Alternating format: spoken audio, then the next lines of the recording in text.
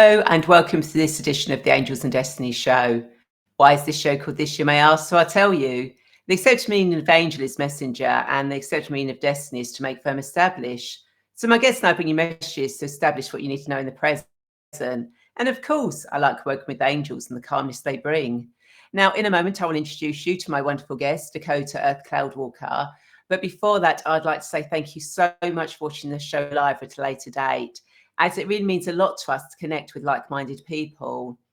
Now, if you've never met me before, then my name is Ray, and I'm the founder of Radiant Angel Energy, and a guide who helps you remember your divine presence so that you can heal your past, create your future, and transform your present to expand your consciousness, understand your spiritual path, get clarity on next steps and take charge of your destiny so that you can fulfill your purpose in this lifetime. Now, each episode of this show covers various themes of your journey, a mini guided meditation and an angel oracle card reading with the wisdom of my wonderful guests, like today's guest Dakota, about natural alchemy, rewilding as a spiritual transformation. Now, in an age defined by technological advances and urban sprawl, the concept of natural alchemy serves as a counter-narrative that seeks to bridge the widening gap between humankind and the natural world. Now, by harnessing the ancient wisdom found in Druidry, shamanism, and the medicine wheel, this transformative pathway aims to guide individuals back to their natural selves. This holistic approach offers tools for rewilding not just our environments, but our souls, helping us rediscover the harmony and balance inherent in a life closely connected to the earth. Now, Dakota is a soundscape alchemist and a visionary force behind Gaia Wisdom School, an online sanctuary for soul transformation. With over 30 years of spiritual studies, her teachings are an alchemy of Celtic Druidry and shamanism. But Dakota's gifts extends beyond mere teaching. She crafts immersive meditative realms that touch the core of your being. Dakota guides seekers through transformative spiritual explorations, weaving the age-old wisdom of the medicine wheel into a modern framework for authentic living. Her teachings go beyond mere philosophy. They offer a blueprint for the life imbued with purpose, connection, and inner peace. Dakota's approach is deeply intuitive and soulfully authentic. She's not just a guide, but companion on your journey to reconnect with nature and your truest self. And she has an absolutely amazing show on Insight Timer, which you should definitely check out. So without further delay, hello, Dakota, and welcome to the Angels and Destiny show. How are you today? I'm doing very well. Thank you for having me, Ray. I love being present with people of like mind and sharing. Beautiful. And that's what we're going to be doing today, is sharing. And before we get into this fascinating conversation, I want to remind you not only can you share this video, but you can also ask questions, leave comments and thoughts, as both Dakota and I want to be part of this conversation. So please don't be shy. Do say hello in the comments. So Dakota, why don't you tell us more about your journey and how rewilding can act as a spiritual transformation? Oh boy. Well, my journey started 55 years ago, being born into this world. And, all of my life I have spent uh, connected to nature in some way. My parents were very much into gardening and so on and so forth. We lived in the country. And so it was a natural progression for me to feel like I never had a name for it, but when I got older in my early 20s, it became very apparent that what I was believing in and doing was shamanism and druidry. And it just kind of unfolded from there. And so I've spent the last 35 years teaching shamanic studies to people and helping people kind of find this path back to their soul and rewilding it, if you will. And that really has become my purpose in life, is to help people kind of reconnect to that innate nature within them. So it's been a progression, certainly over 35 years. I was going to say that's a long progression. Yeah. Yes. So how did you actually get started in it, and where did that go? Funny enough, when I was growing up, in my early formative years, my family was not religious at all. And somewhere in there, I had this inkling that I needed to go to church. And so I started to go to church every Sunday. I was part of the choir, part of the youth, all of this stuff. I was very wrapped up in the church, organized religion. And when I turned 19, I had an experience that made me realize that I was gay. And in that process of coming out, I had to kind of dismantle my beliefs of what was taught to me in the church, which was that my life was a sin, I was going to go to hell, and all of these things. And so for me, it was at that point, do I choose me or do I choose a church? And I chose me. And I started to explore then more actively spiritual truths that really resonated with me, but also kind of was in line with what I really felt and believed, which was that nature and that connection to nature really brought us closer to God, that brought us back to the source of who we are. And so that was how my path started. And I got really involved with the Native American tribes here. And I grew up in Ohio. And ironically, and I didn't know this at the time, but Ohio has one of the most, I don't even know the word for it, deep uh, connections to indigenous tribes. We have, in fact, we just got on the, I forget the name of the list, but it really, it's Stonehenge's on it. Uh, the place in India is on it, like all these really beautiful Yeah. holy sites.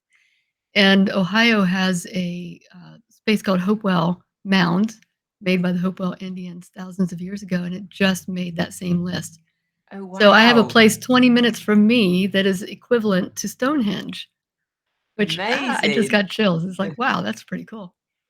But then I left Ohio. I hated Ohio growing up. It was like cornfields and farmers. And oh, there's Morgan. UNESCO. Thank you, Morgan. That's the list that we're on. And so I left Ohio to go to Arizona because I thought, well, I need to be where there are lots of Native Americans. And ironically, when I went to Arizona, it was so distant. There was, you had white people and Native Americans, and there was no intermixing at all. Oh, And so I lasted out there for 15, 16 years, and only just recently came back to Ohio 3 years ago. So it's been kind of this. I live in a place called Circleville, so I have fully come to that full circle. And and I was here for my mom, and she recently passed away, and I had the opportunity, like, do I leave? And I'm like, I don't think I'm gonna leave this time. I'm here. yeah. Oh my Yeah. God, that's so amazing that you actually went away to try and find what really was Right in here. right Yeah. here. And Yeah. Yeah, so it's, we it was, in 2018, I took a journey, and this is kind of where I've always had this thought of rewilding. It's always been a part of my life. But in 2018, I decided to really just kind of upset my apple cart and change everything. And I went on the road for 12 months, October 11th to October 11th. And I drove 32,000 miles across the United States, and I just explored. I worked from the road. All my classes that I taught were taught from wherever I could find an internet connection at that moment. One day it was in the middle of this really wild uh, windstorm in Oregon. I was well, not chasing, I was trying to get away from fires, and I had no reception. Class was starting in 20 minutes. And I saw a cell phone tower at the top of this mountain on a dirt road. And I said, that's the only place I can go. So drove to the top of this mountain and got there like 5 minutes before class started, put down the tailgate of my truck, hooked everything up, and did my Wi-Fi hotspot and taught class from there. So it was just this, anyway, what my story was is that there was a certain point where I was coming to the end of my journey, and I said to the universe, "Show me where I'm to live. Give me my top 5 places out of every place that I've gone." And I had, like, Austin and Portland, Fort Collins. I had all these really beautiful places. And then the last place that came to me was Circleville, Ohio. And I said, "Oh, no, no, no, no." And here I am. I picked Circleville over Austin, Fort Collins, all of them. Uh, but But obviously that was what was guiding you back to actually so you could be really rooted, um, yeah, but back yeah, again to actually spread, your wings and, you know, yeah. and touch more people. And there's a certain truth to really digging into the place where your roots are. And when we talk about rewilding, there's two ways that rewilding is talked about. One is from an ecological standpoint, and the other one is from a spiritual standpoint. And I work with both. And in the ecosystem, it's really restoring natural processes and those core wilderness areas, reintroducing even like apex predators, keystone species for biodiversity, and then following all of those traits of what rewilding means from a ecological standpoint is assessing who we are, what our habits are, how are we spending our money, how are we making choices, what is our lifestyle, either contributing to the less of or the building of that rewilding of the earth. And I found that, and I've lived in quite a few different places in my life, and I found that coming back to Ohio, where my roots started, feels, I don't want to say easier, maybe more organic in that rewilding process because I have established a relationship with the land here from age 0 to 18 whenever I left. And those roots were still here. So when I came back, it was just a matter of uh, watering them again, so to speak. So in that process of having traveled everywhere and then coming full circle, for me, it's that the spiritual rewilding and the ecosystem rewilding really marry to each other because I can see what my imprint or what my footprint is on the planet, and I can make changes. I can do things differently, and I can.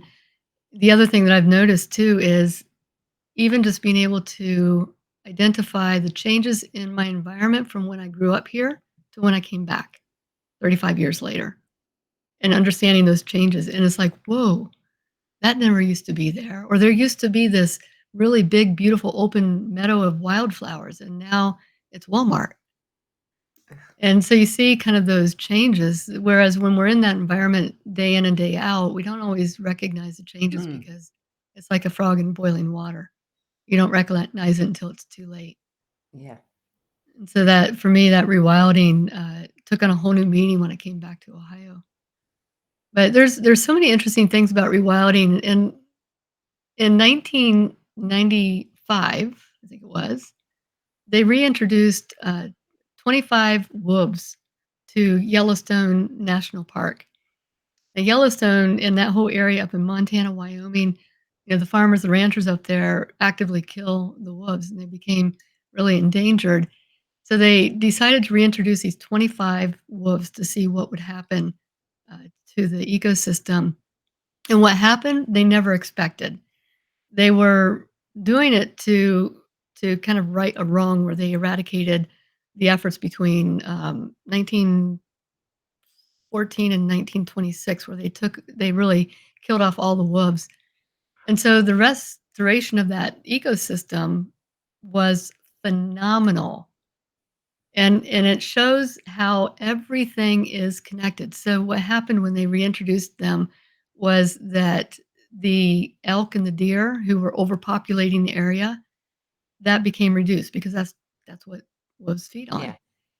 And because they were reduced, trees started to grow again. The aspens and the willows started to grow again. And the plants, the natural plant started to come back. And as a result, over the last 25 years or so, whenever they reintroduced those, that entire region has completely transformed, including even the riverbanks are now stabilized. because the Wow. roots of all the plants and the trees are now holding that soil together. And so what we thought was going to be this devastating reintroduction of the wolves turned out to be exactly what the ecosystem needed to thrive.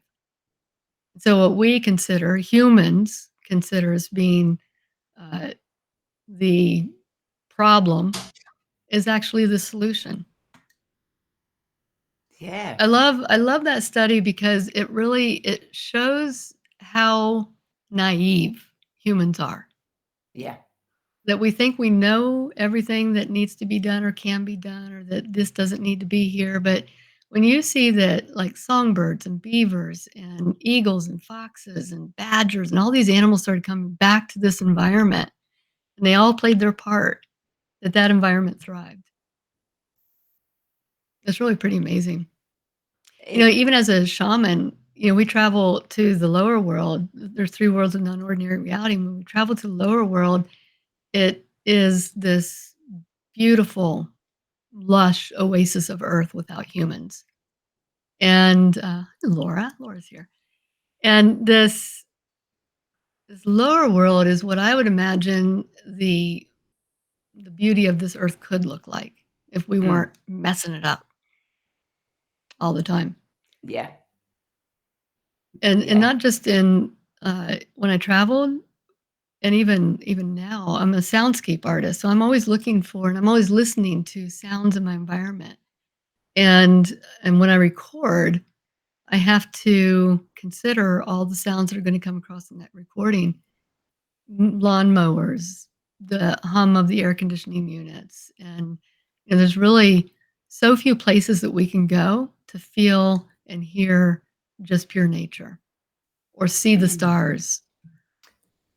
Yeah, yeah. I mean, where I live, I'm sort of like on, sort of like between the country and London. But even if I was Mhm. to go 10 minutes into country, there's still some light source. Yeah. So there's Yeah. not that complete darkness to Right. actually see everything. They're reintroducing, they call them there's different places here in the United States, I don't know if it's worldwide or not, but dark night, they get a certificate that they are considered a dark night city, I think it is. Okay, And they actually will do lighting within the cities that pushes the light downward, not upward, so that people can see, the stars. There's so many kids that I've talked to who have never, ever seen the Milky Way. really? Which to me and even, I have a hard time finding it anymore too because of all light pollution. And so you have all these, cities who are now trying to kinda create that darkness so that we can see what's beyond here. And I think that's part of what's happening in, uh I think we're in a big shift right now, as we all know. Yeah, And in that shift, it's this recalibration that we're kind of feeling of what we have missed out on. When we can't see the stars in the sky above us, it's hard to connect to that. My dogs are barking at my cat, who they can't stand. fair enough. Yeah, fair enough. That's dogs and cats for you. Yeah, they just, yeah. Anyway, if you don't have a connection to the stars and the galaxies, then why would you ever question where you come from? Why would Yeah. there ever be a need to make that, in my world, Father Sky and Mother Earth come together? And same with kids growing up in inner cities. If they've never had an experience of nature, why would they want one or think that they need one? And that's where there's a big deficit of humanity right now. The dogs are clawing the side of my house off right now. Because the house is Oh, bless them. unnatural. Yes. Yeah. But there's such a disconnection, and I think before I die, whenever that might be, I hope that the imprint that I leave on the world is of such that I helped people reconnect to the soul within them, but also to nature Mm. and bring I back think the that importance of that nature. I think that's a good way of a legacy to actually leave Yeah. here. Yeah. And that. And Barbara says, where in nature do you receive the most profound transformational messages? Hi, Barb. It's good to see you too. Um, I there's so many places. I am absolutely enthralled with the natural environment. The fact that water over millions of years can form the Grand Canyon, or that wind can shape the way rocks are, uh, and I think that's what I learned when I traveled was there's just so much beauty. And so for me, when it's to where in nature do I receive the most profound transformational messages, where I don't find humans, quite frankly. And sadly, there's traces of humans everywhere. You'll walk into I'll be in this most remote place where I don't think that there is, uh, like, I'm the first person to ever be here, and then I'll see a soda can Mm. or an orange peel or a cigarette butt, and it just is for me, it's just so, whew, that just takes the wind out of my sails. But, where I when I can find places that don't have an influence of humans. And I often when I hike, I look for off the beaten trail. And I'll go wherever I can to find a tree or a body of water, something that has really kind of this movement of life in it, which really is all of nature, but somehow I find it more profound when it's near water or trees specifically. And I just try to absorb myself into the environment. And that's part of rewilding our soul is finding that reconnection with nature and forming that deep bond with our natural environment. And in that, we get to explore our inner world and how we relate, how we're like that environment, how we're different from that environment. How can I embody the feeling of this environment more inside of me, more internally? And that feeling inside then starts to percolate, and what gets dismantled are all of the labels and the roles and the influences from people and governments and parenting and teachers and even my own ego. And when you can strip away all of these things that have made that facade that's us and get down to the organic inner workings of our soul, we're not any different than nature. We're all made of the same calcium and whatever goes into making a human and things like that. But that part of it, of experiencing nature within ourselves, is so profound in my opinion. It's a reintroduction to ourselves. It's like the wolves being reintroduced into the ecosystem. When we can reintroduce that wild nature within us, our ecosystem inside changes as well. It flourishes. Yeah, I'm no, going to that shut this window. Hang on one second. okay. No worries. I was going to say it's great. It's great letting nature in, but sometimes you kind of like have to let the nature out. Oh, yes, there is that. Yeah. Well, I was going to say, how can if you can we do this in everyday life? And Yes. Nicole has put on there. I go to the beach, walk barefoot or forest almost daily to feel the energy. Everything is alive, connection, and being timeliness. Absolutely. Whenever you can, even 5 minutes out in nature, even if it's a park down the block, experiencing nature. But there's something really magical when you take your shoes off. Mm. Actually, there's something really magical when you take everything off and you're walking through the woods. Yeah, you But can't really do that in a park. yeah, you can't do that in the park. And I've only done it a few times, but it was pretty, especially the mosquito bites. But Yeah. that barefoot, flesh to flesh, our flesh to Mother Earth's flesh, there's something intrinsically magical about that. It brings you back to uh, really that um, how we started. We're born naked, we'll die naked, and somehow we always put on clothes and cover ourselves up. But that connection, skin to skin contact, is really powerful. Yeah. Japanese people have it down too with, skyclad. The Yeah. Japanese with forest bathing, that's a regular, uh, thing that they do in Japan for people to reduce that stress level within them, and so they have it built in where they have these parks everywhere, and specifically for forest bathing. Now, I will oh my gosh, I will 1000% support any forest in America who will do this. They have a practice where you cannot speak. Everything is silent. Once you enter that forest, it's silence. Oh, nice. Oh my gosh, can you imagine? Oh my god. I had a retreat just a few weeks ago, and Janine, yes, I Yeah, she do says, offer. yeah, she was saying, do you offer rewilding retreats? Yeah, I do. But I did this writing retreat, and I took this group to an area that I just absolutely love, and when I go there, there's hardly anybody there. So I'm expecting all of us are gonna have, like, this beautiful, gorgeous meditation in this very soft, pristine area, and, uh, I mean, it looks like the lower world. It's very magical. And that day, and I've never seen this, but that day, there were approximately 40 people on horses Oh playing. no. They're all yelling and screaming, they're smoking, they're playing their loud music, and I was just, oh my gosh, I was devastated.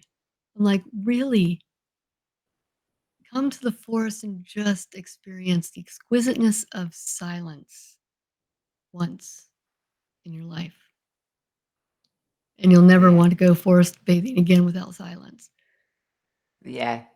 No, it's yeah, it's kind of like when things like that happen, you're kind of like, really? I know. Um, uh, it's like I actually, I mean, not quite similar, but I take people down to retreats in Glastonbury, and on a Sunday night, I take people up to the Tor to do a guided Mm, meditation, to take them into the Tor to meet the dragons of Merlin yeah, and Morgana when she turns up. And I went up there with this one Sunday evening, and there were flashing lights coming out from the top of the tour. And as we got up, there's a group of young people. yeah. Obviously, they were celebrating someone's birthday, and it's like, so we've kind of gone to the edge of the tour too. And it's like, okay, well, we still do this guided meditation up here. But what was really amazing is, and I suppose it's because it's Glastonbury, the young people there are slightly different to London. They actually, as we started the guided meditation, they actually started to play drums. Oh, nice, And actually.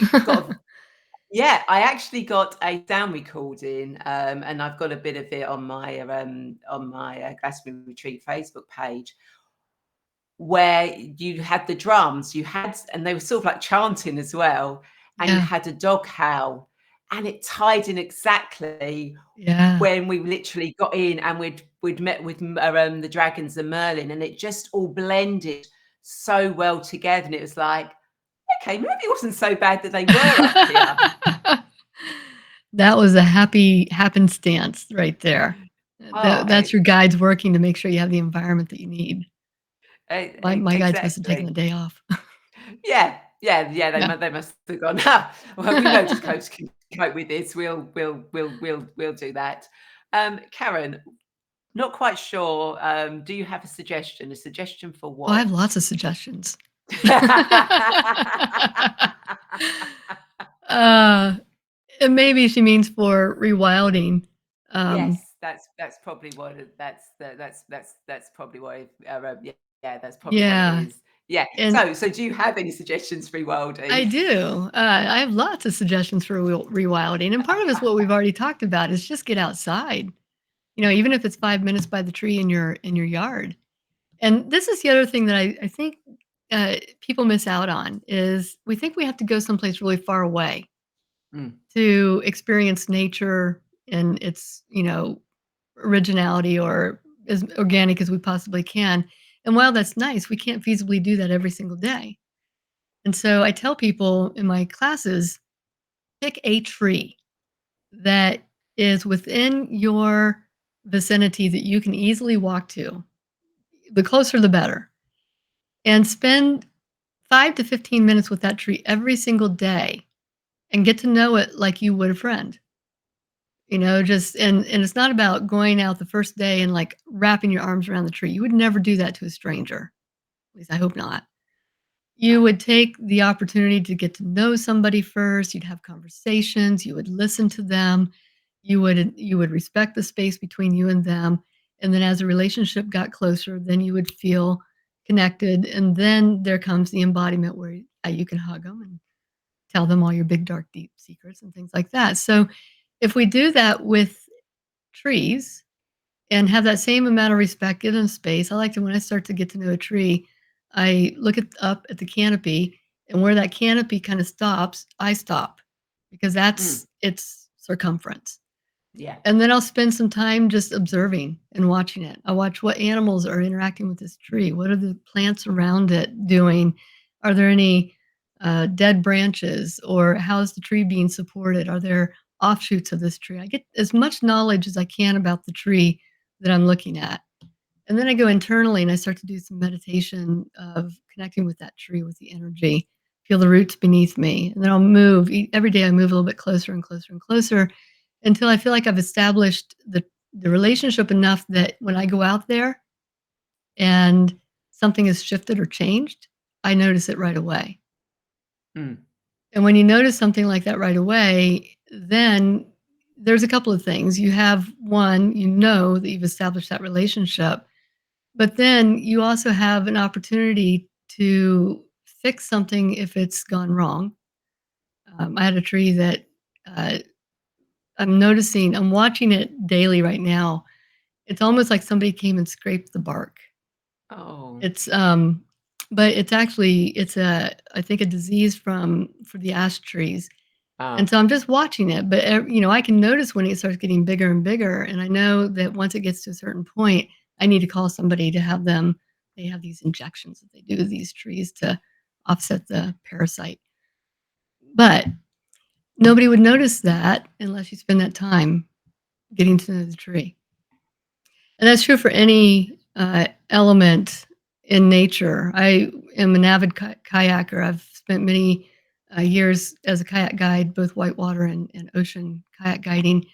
And one of the first things you learn is you've got to know the water where you kayak so that you know the moment something's off because water is very powerful. And it's not just the water, but it's the weather. It's everything. Are the seagulls all of a sudden not hanging out right here? Why? And it's just all these different things that we lose out on if we are walking through nature doing this, Yes. on our phone or even taking pictures or any of that. We lose that connection. So long answer, but Karen, get to know a tree. That's Yeah. just one, getting outside. Um, but also it's not having your head in the sand about what's happening in our world. And there's a lot happening in our world. The earth needs us. I actually just for fun did a search today. Um, how long would it how long would it take for the earth to rewild itself back to its original state if humans weren't here? And there's no definitive answer, but where it came was either hundreds of years or thousands upon thousands of years for it to Wow. regenerate at this point, which is sad to me.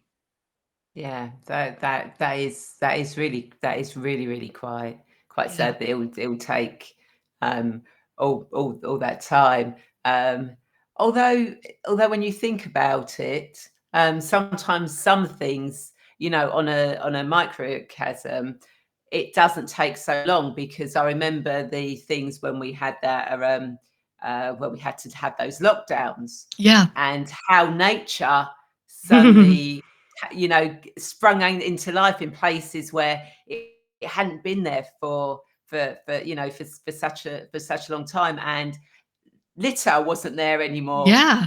Yeah. And then literally as soon as lockdown finished, suddenly a place that had been beautiful suddenly had litter everywhere. It's like people had forgotten to Yeah. use They did. bins. Exactly. Yeah, it's not that hard. Pack it in, pack it out. Yeah, It's during lockdown, for somebody like me who works with sound a lot when I'm Mm, recording, uh, it was beautiful to because there was hardly any airplane traffic, noise, street noise. Everything was kind of muted a little bit more, and you could actually hear birds again and yeah. wind. I don't know. You know, one of the most beautiful things I think is when we really are in tune with nature, we don't dismiss things. Like the same retreat I was talking about just a few moments ago, they came to, we did a drumming circle out in my yard. I have a huge medicine wheel in my yard. And so we're all out there, we're drumming, drumming, drumming, drumming. We got into this rhythm. I don't know if you've ever done a drum circle, but they're really Mm. magic. It's pure Oh, magic. it's amazing.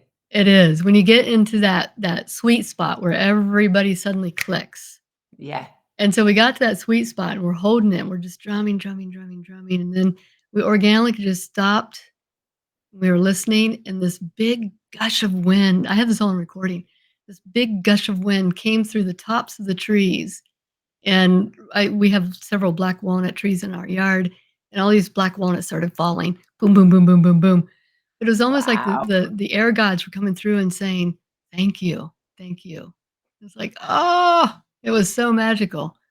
Now some Yeah, people would say, "Oh my gosh, it's getting windy." yeah, But yeah, Morgan was there and Barb was there both. yeah. And Kendall says, I was always connected to my grandmother's farm and I didn't know why until now. Yeah. Yeah. That's what's magical too, I think, is when you can return back to, as kids are organically curious, imaginative, and really good stewards of the earth if you give them the opportunity to. And because of that, I think children who have the opportunity to spend time out in nature, like Kendall's talking about, they form a connection with nature that sometimes as adults we forget that we had. Yeah. And then when we get to revisit that back, it's like riding a bicycle. It's like it's no time is lost. Yeah, because I we were chatting beforehand, and I remember when I was, when I was a kid, going outside, going off by myself into fields and stuff, Yeah, climbing trees, all the things that you're not really allowed to do now, yeah, as a child, and rolling down hills, yeah, exactly. and And not and caring if you and got grass stains. yeah, exactly. Well, I know you have to look out for dog poo, but Yeah. again, that's just one of those things. But during this summer that's gone, I actually did see a lot more children out in nature in sort of like near some woods and stuff like that. And there was Mhm. actually a lot more children out there, and it's like, wow, that's really good. I actually saw some kids climbing trees as well, and I'm like, Oh, yeah. that's amazing. And It although I is. did kind of like go, I do apologise, trees, if they're causing any damage, because I always speak to trees anyway. Yeah, yeah. It's sad to me that there are so many kids who miss out on that. Either they're growing up in inner cities or they're glued to the TV or the games or the, what is it now, Switch and etcetera, and they don't get outside. Mm. I've talked to kids and I'll say, here's an example. I was in Colorado, beautiful cabin that we go to and stay in Colorado. It's got this big, vast mountain expansive view, um, and I've explored that whole area. I've gotten to know it really well. And so one of our daughters came up and I said, Heidi, come on outside. I want to show you something. And I had found this gigantic, I think it was a puff mushroom that had collapsed and it was all dust on the inside. It was just fascinating to look at. I said, come look at this thing. And no, no, no, no, no, no, no, no, no, I am not walking through that. It was just like some brush. I mean, it was not even knee high. I'm like, what are you scared of? There, you don't know what's in there. I said, yeah, I do.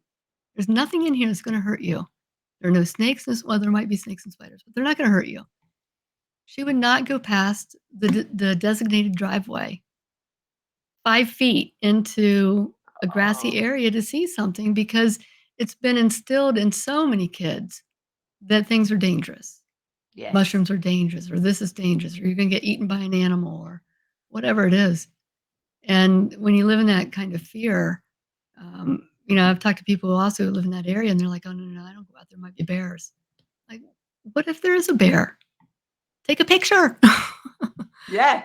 Oh, they do ask it first because, you know, Yeah, yeah. they do a feelings themselves, you know. You know, you would like someone just come take a picture of you, you know, do That's ask. true. That is true. That is very true. But, it's that, getting kids back out into nature and having them care. This is a generation growing up. These are the ones that we're passing the baton to. If they don't care about nature, then we're all screwed, Yeah. especially them because they're going to have to live through it. I'll be dead. But the the compassion has to be there also, and I think that that comes down to. And Karen, I see your question here too. Mm. The It goes beyond spending time in nature, and it goes down to the choices that you make in life. And if you're choosing to buy food that is highly processed or uh, want single-use plastics, all these things that really harm the environment. Every choice you make is either for the environment or against it. Every single choice you make. And if you start making choices that are based more on what is best for the planet right now, it naturally connects you more deeply to nature because you care. And if you care, then you can't not be connected. And so when it comes to winter, somebody told me this once, and I always go back to the saying, there is no bad weather, there's only bad gear. Yeah. And which is true. So, like, even the winter's not my favorite direction. Or I talk in directions for the medicine Yeah. wheel. It's my favorite direction, but it's not my favorite season. Yeah. And, so I've had to force myself to get out in nature during winter months, and I what's really beautiful about that is that hardly anybody else does. So if you want Mm. to experience nature in its raw beauty, go out in winter. Put on a really warm coat, dress appropriately, and if you can't do that, my second best is I sit by my fire here, and I connect with the nature scene that I see out my windows. Um, but being an advocate also goes a long way, I feel. In this whole thing. It's just all everything's all interconnected. Yeah. Oh, yeah, totally. You know, and Mhm. again, it's kind of like if you, even if you live in a flat or something, you know, Mhm. watch the sky, watch the clouds, even a grey Yeah. sky. Just look at the different. And I'm such a sky watcher, and I just love when I see the sky, the different colors, different. You know, when you really Yeah. watch the clouds, you see the different colors, the different shapes, the heights, and Yeah. it's All the it's just that. nuances. Yeah, so you don't. So even if you, as long as you've got a window you can see out of, Right. Yeah. you And if you're you anything like you me, connect.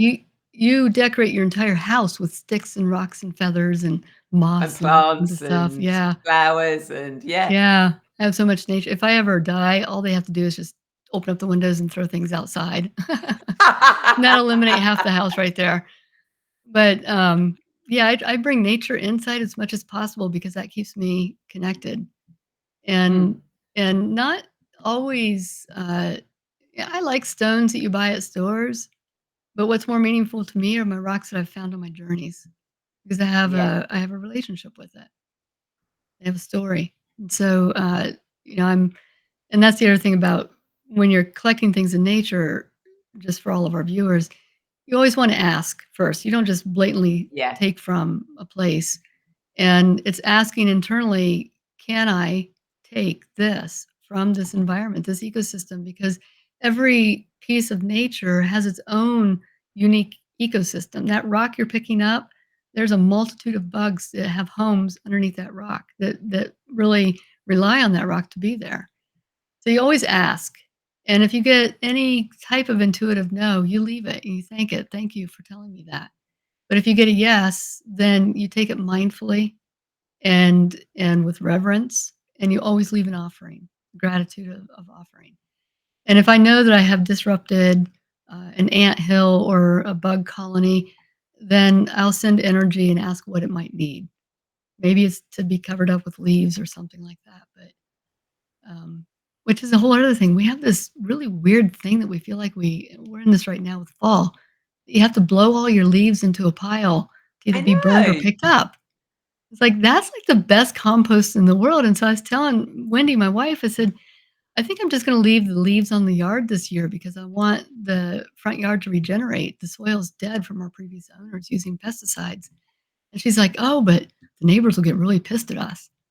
So what? Here, I'm gonna put a sign out there that says regeneration in process and just leave this blanket of colorful leaves and let it dig down. And that's how the environment, there's a collaboration there Yeah. that humans And miss next out. and next year when, everyone sees how well your yard's doing or whatever, they'll be going, "Oh, what was your secret?" And you'll go, Exactly. Did you see the leaves I left last year? Try it." Yeah, and it does twofold thing. Gives me more time. I'm not out there for 3 hours blowing leaves and then having to do it again 2 days later. But yeah, we've gotten away from, uh, just that sense of everything has to be neat and tidy and all this stuff. Yeah, and it really does. And now, as you know, I do guided meditations, angel card Mhm, readings, and each week I like to ask my guests whether they like me to do an angel oracle card or a guided meditation. And because I know that Dakota does beautiful meditations, we kind of like thought we'd do is if I pull a card for Dakota and everyone watching, and then Dakota will do a guided meditation based on that card. So let's mhm. see let's see where the universe wants us to go. So what do we all need to know for our highest good at this moment in time? What does the coach and everyone who's watching this?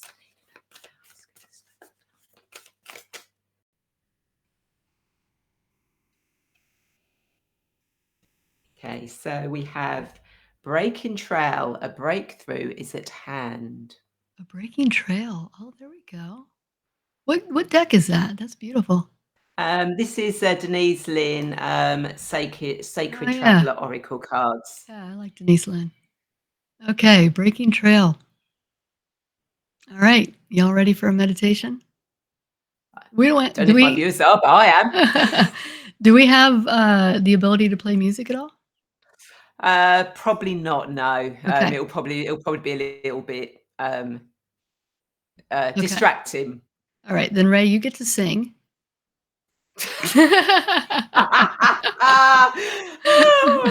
Yeah. Uh, all right, I'll tell you what, everybody just imagine taking a deep breath and imagine that you are in the most beautiful place on earth that you could ever imagine being. Might be a place in your mind's eye, or maybe it's your favorite place that you've gone to in real life.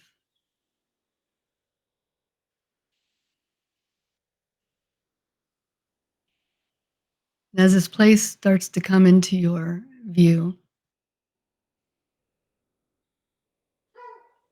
imagine a dog, a wolf off in the distance, howling as if in confirmation that you are exactly where you need to be. And in your mind's eye, just take a survey, 360-degree view of everything that you're surrounded by. Imagine turning like clockwise on a wheel. At every turn, there's a different view. Flowers, plants, trees, the sky above, the clouds, the dirt.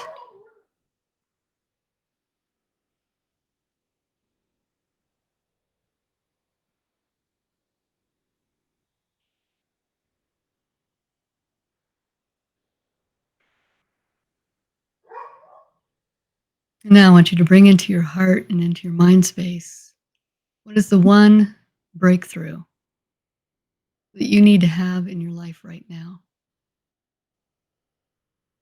Maybe it's wisdom, maybe it's financial,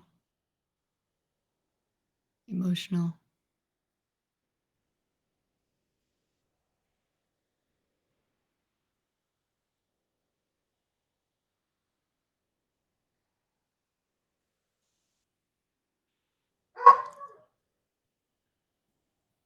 Now imagine that there is an imaginary circle around you wherever you stand in this natural spot. I want you to stand facing the east direction, place of the rising sun, place of new beginnings, and also the mental body. And in your natural environment, wherever you're standing, what within that space or that viewport can speak into the clarity or the perspective that you might need on this breakthrough?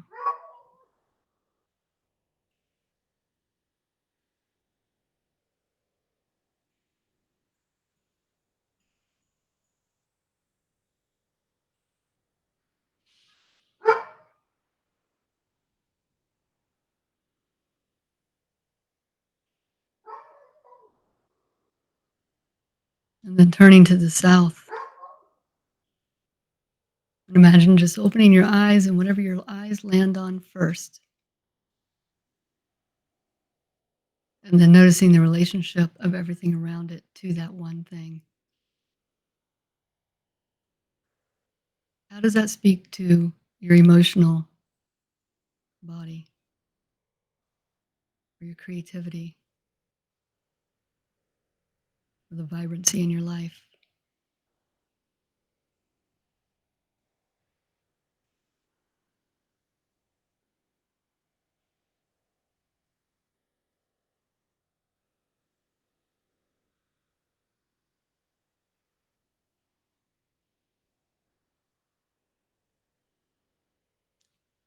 And then turning to the west,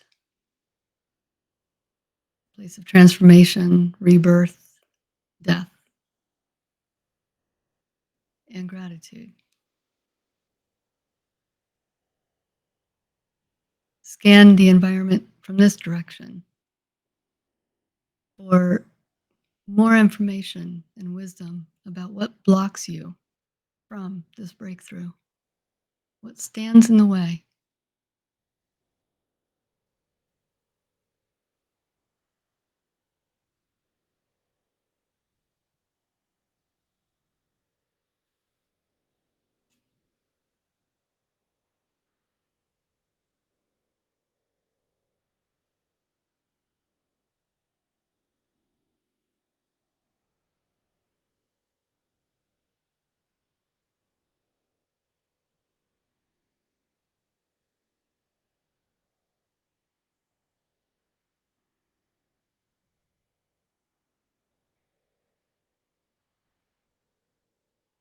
And then facing the north direction, the place of our spiritual body, our ancestors, spirit guides, and power animals, all things on the other side of the veil that conspire to help us, angels,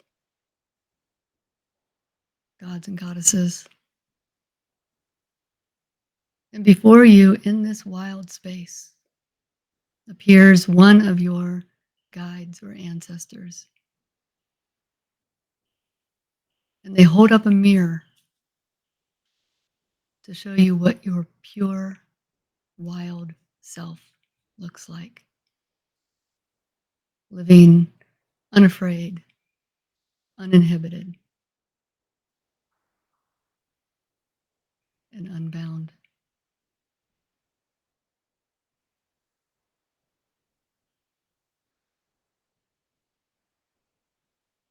And this mirror not only reflects your physical self, but your spiritual, mental, and emotional self.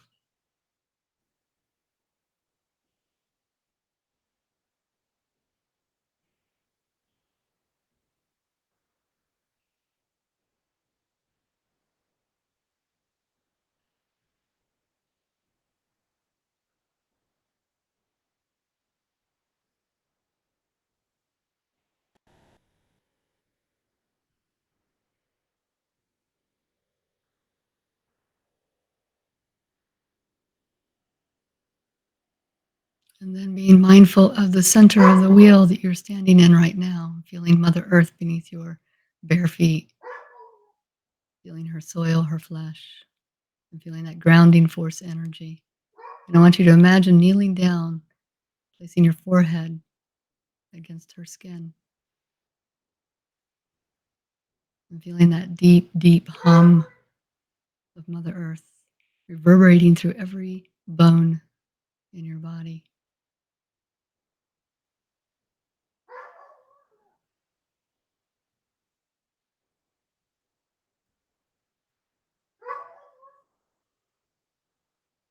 And feel her enveloping you with all of this energy found in nature that she has created just for us.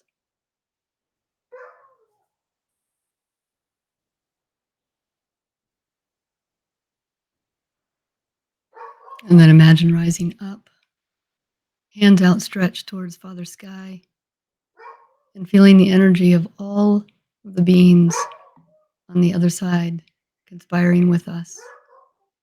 And feel that energy being funneled down through the tips of your fingers, down through your arms and into your heart chakra.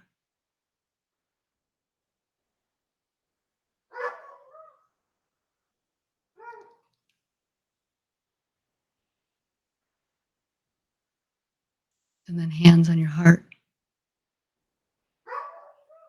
and feeling that internal soul within you and recognizing the innate power, the innate wildness, the beautiful soul that you are.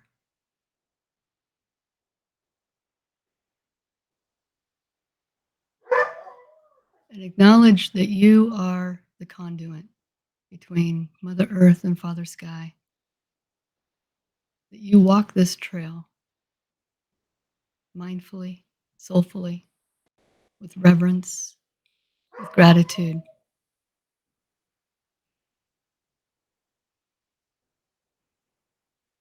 And make a commitment within yourself to collaborate with nature, to overcome your block,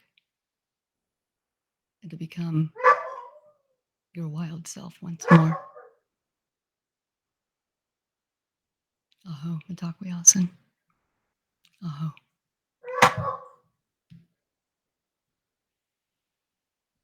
When you're ready, open your eyes, take a deep breath. And you may even want to say, I am all that I am. I am all that I am. Aho. Aho. And then keep calm and ask an angel for help. I like your cup. Yes, keep calm and ask an angel. Or a weird pig with checkered shirt. I like that. That's pretty cool. Mm-hmm. And Morgan says, "Ahoy." Aho. And Morgan that just was, took a pilgrimage to Glastonbury and all those areas too. oh, wow. Yeah. Amazing. You And know, as we end, I do want to say, if you have an opportunity to take a pilgrimage anywhere, I know you took one to Peru and you yes, I walked the did. Inca Trail, and Morgan just went to England and did that whole bit. And you don't have to go outside of, the country to do these things, but make a point to take a pilgrimage, and that really is taking one mindful step at a time with reverence and rekindle that relationship both internally and externally. Your natural environment will show you where you need to do work if you're paying attention. That dead tree means something. That thriving plant means something. All of it. Beautiful. Thank you so much. You're welcome. And yes, Morrigan, Glastonbury is life changing. I was there. I travelled there over more than 20 years, travelling back and forth, doing work until I'd kindly completed the work I'd done. And now I can run retreats down in Glastonbury. And I think Glastonbury is like other places, like when I went to Peru, they show you things when you're supposed to see them. Right. Because there's some things in Glastonbury that I never saw at certain points, but they were there, but they just never came. And and it is when you go to these places, you get shown what you need to understand to heal and learn from and be connected with. Yeah, absolutely. And you do, if I'm remembering right, Ray, you do retreats to Glastonbury don't you? Mm, yeah, And you're yeah. doing one Once in or twice. 2024? Yes, I'll be not quite sure. Probably it's going to be April, May time. Mhm. That I'm going to be doing one next year. Yeah, Great. I just love going to I just love going down there and showing people, Yeah. guiding people around, and obviously doing work on themselves as well. There is a little bit of work you have to do, but you do get plenty of pleasure Yeah. um, down there as well. So I hope everyone that you've enjoyed this conversation and found it insightful, because I know I definitely have. And that guide meditation was absolutely brilliant. And your dog in the background really actually was good, because it reminded us about our wild side. Yeah. Yeah. Before we leave, I do wanna say one thing because I think this is, animals are the mediators between the worlds. They're great messengers. And I only learned this recently, but they started the endangered list back in the 1900s, but it wasn't until 1967 that it became official, and they started Oh, actually counting. And so in 1967, which would have been 54 years ago, there were 62 animals on the list. Today in 2023, I don't even have the heart to oh, say this, 41,000 oh my God. animals are on the endangered list. That means that it has increased by 65,965% of the animals that are now on the endangered list because of us. Wow. So, any of you who are wanting to have another tip of what can you do to rewild yourself is to help. Help wherever you can. We are destroying this planet and the ecosystem, but the animals, that kills my heart. 41,000 animals compared to Wow. 62 just 55 years ago. I hate to leave on a bad note like that, but it's important for people not to be head in the sand. So while you appreciate the squirrel on your tree and the birds and all of that, um, maybe just look for ways that you can uh, help in Mm, some way. yeah. Yeah, Yeah. no, yeah, definitely. That's really deep, and thank you so much for sharing that with us and Yeah. reminding us Yeah. Pretty mind blowing. about it.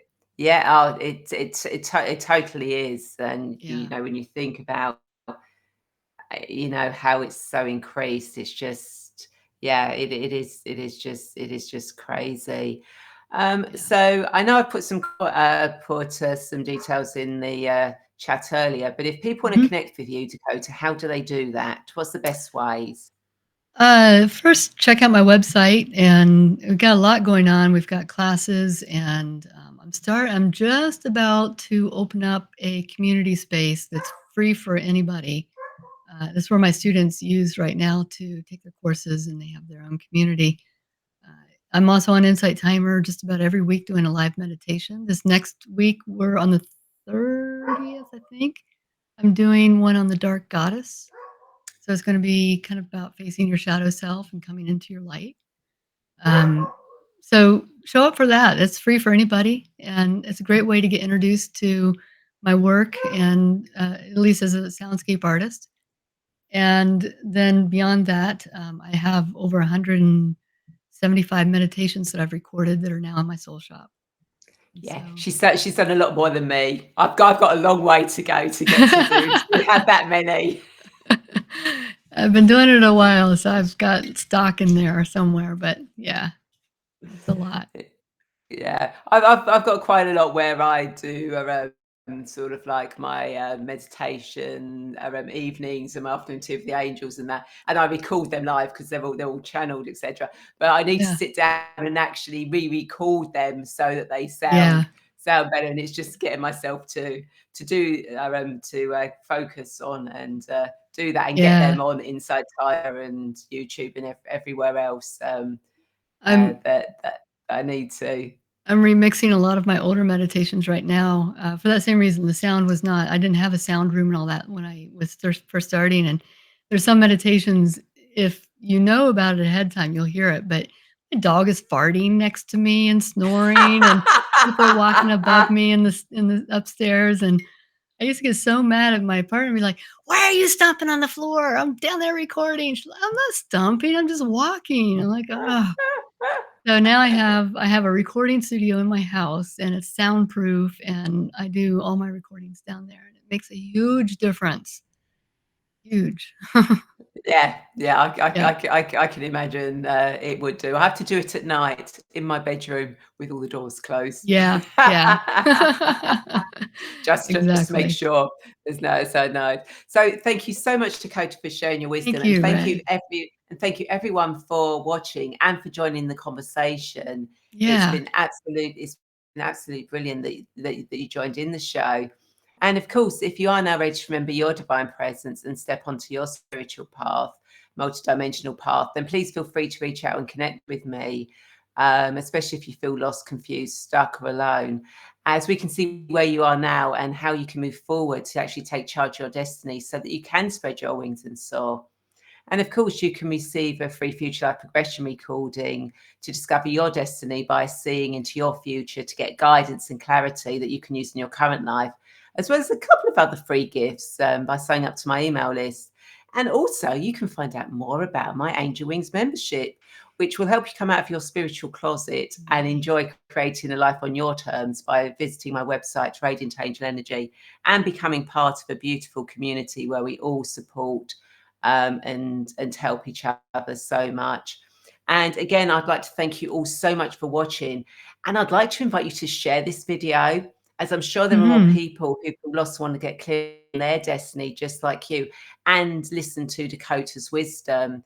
And of course, if you're watching this on YouTube, then please feel free to subscribe and hit the bell button to be notified of when the show goes live or I post new guided meditations. And also check out Dakota's YouTube channel as well, because the more people that subscribe to our channels, that like our stuff, that comment, that share, it gets our message out there and it helps to, bring awareness to people. And, Yeah. and it might help them with some rewilding Mhm. as well. And Barbara says, Uh, thank you, Barbara, for joining us. yeah. Um, Thank you, everybody, for joining. yeah, totally. Thank you, everyone, so much for joining. And I look forward to you all joining me same time, same place next week. Take care, everyone. Bye. Bye. Thank you so much.